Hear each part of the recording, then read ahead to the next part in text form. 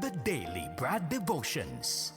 Today's reflection with Pastor Jeff Ang Eliscopides. ating pong inspirasyon at ang ating paghuhugutan ngayon ng ating pong aral at gabay. Brad Jeff, maganda umaga. Magandang umaga, Brad Ted. Magandang umaga, Cha. Good morning po sa ating mga taga-subaybay. Okay, we are now all ears. Go ahead. Well, Brad Ted at Cha, nasa series po tayo ng ating The Lord's Prayer. And kahapon po, ang ganda ng ating tema. May mga nag-message sa akin from mga abroad pa, Brad Ted, na give us this day our daily bread. Ngayon naman po, ito yung medyo relevant issues to dahil marami sa atin nakaka-relate dito, if not all, yung pong forgive us our sins. Yan. And as we also forgive everyone who sins against us. Sabi, patawarin mo kami sa aming kasalanan. Pag nakita niyo po yung connection, we ask for forgiveness, pero po, tayo rin po, expected sa atin na we also extend forgiveness sa mga taong nagkasala din po sa atin. Hindi siya separate, magkakabit po siya. Alam niyo, minsan, madaling sabihin na patawarin mo ko, Lord, pero mahirap yung ikaw magpapatawad. Gusto natin tong gawin sa atin na tayo patawarin, pero hirap tayong gawin pagka tayo na po yung magpapatawad. We justify minsan yung hindi natin pagpapatawad. Kasi ganito yan, Pastor. Sa tagal ko po nagpapastor, Kasi, Pastor, di mo alam yung ginawa sa akin ng mga yan. Pastor, ganito, ganyan.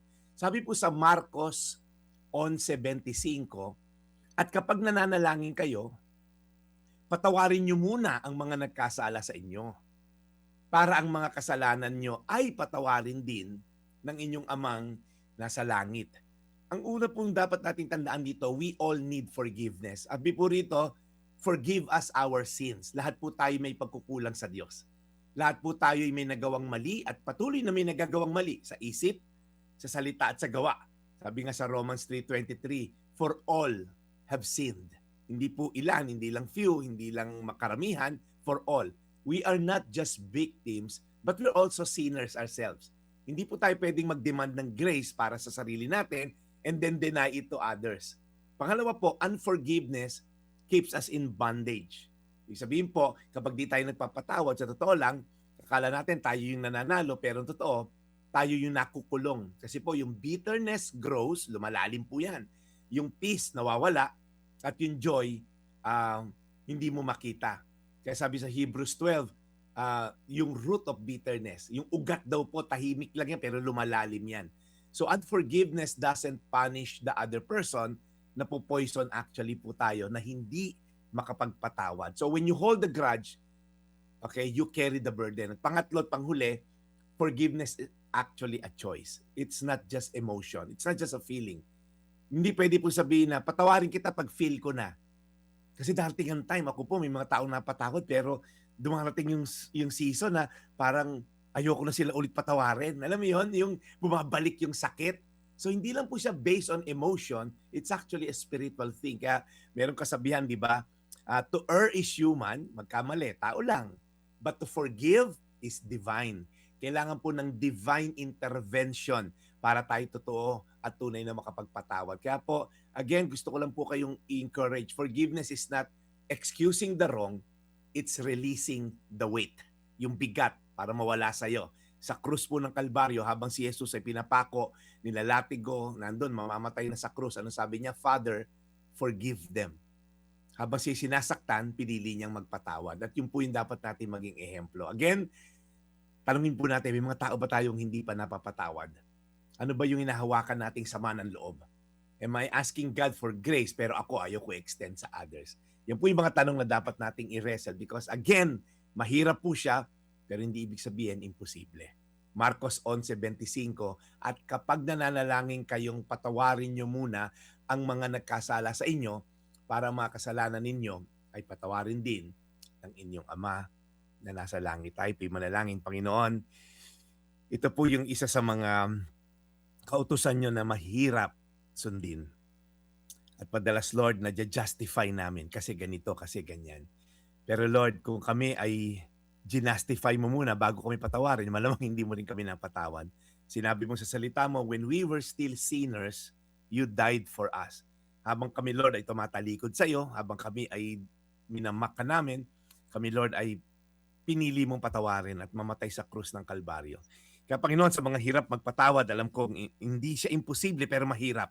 Tulungan mo lang kami, Lord, the grace to forgive and the peace that transcends all understanding pag nagawa namin.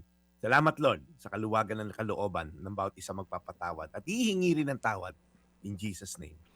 Amen. Amen. Panginoon, muli po maraming salamat po sa aming napakinggan na aral mula kay Brad Jeff. We continue to pray sa inyo pong pag-alaga sa Kanya at sa Kanyang ginagawang pagmimisyon. Napakahirap pong sundin ang aral na ito, Lord. Gabayan niyo po kami sa aming pong pagtugon nga sana dito po sa leksyon na ito. In Jesus' name we pray. Amen. Amen. Hirap nung... sorry po, tao lang. Pero sabi nga, there's no harm in trying. Amen. Ang hirap niyan. Oo. Ang hirap. Yes, yes. Let's admit it, napakahirap. Oo naman. Yung mga magpatawad sa mga nagkakasala sa iyo. Sobrang mahirap. Pero yun nga, pwede naman tayo magpatawad nang wala na tayong contact dun sa tao. Pwede naman yun siguro, Pastor. Easy.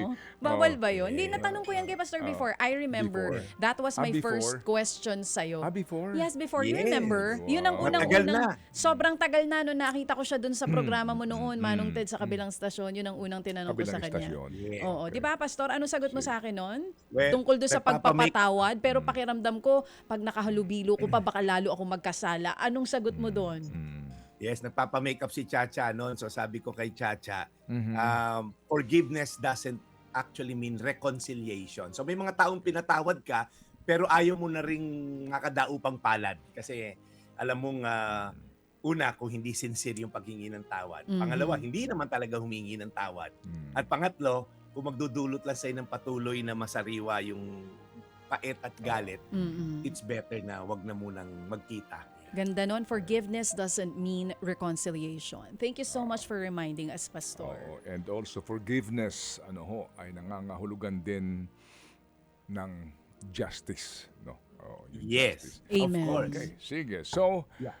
Brad Jeff, bukas ay bisperas na ng Sabado. Hindi. Huwag ka na magbilang, baka bumili, sige. Hindi. Oo. Opo, bukas po Friday na. Okay, Brad, so we'll see you again tomorrow. Of course, Brad Ted, lagi naman tayo nandito. Maraming salamat po sa opportunity na binibigay niya sa akin araw-araw. Kay Ate Nessa Escobar ng National Kidney, thank you for tuning in every day sa opisina mo. Ito po ang inyong Daily Brad, your daily dose of inspiration. Thank you, Brad Jeff Aliscopides po sa ating The Daily Brad. Mga kapatid, ano ho itong ating segment na ito? Well, sa lahat po sa inyo na nag-aabang nito araw-araw, praise God, thank you po.